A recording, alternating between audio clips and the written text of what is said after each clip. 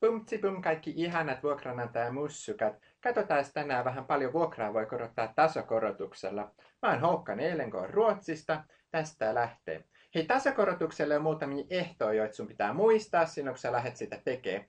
Ensinnäkin, tasokorotuksen pitää olla kohtuullinen. Sä et voi lähteä korottaa vuokraa noin vaan, että se on ensin 300 euroa ja sitten se on 28 000 euroa. Hei, sen pitää olla kohtuullinen. Ja sitten toiseksi sen pitää olla käypä vuokra-arvo.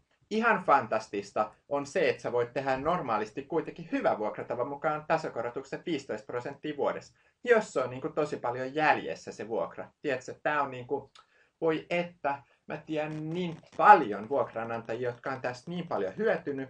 Ja kyllä mä sitten tiedän, että se vähän harmittaa siihen vuokralaisen päässä, kun siellä ollaan asuttu ensin 2 markalla kuukaudessa ja sitten sinne tulee oikein vuokra. Mutta hei, elämä on sellaista, life on tämmöistä. Ja kato, tälleen tämä menee. Oikein paljon onnea teille vuokraantajat. Ensi kerralla meillä on täällä synttärivieras täällä studiossa. Vähän katsotaan, meillä on sille yllärivinkki. Pysykää linjoilla, palataan. Moi moi!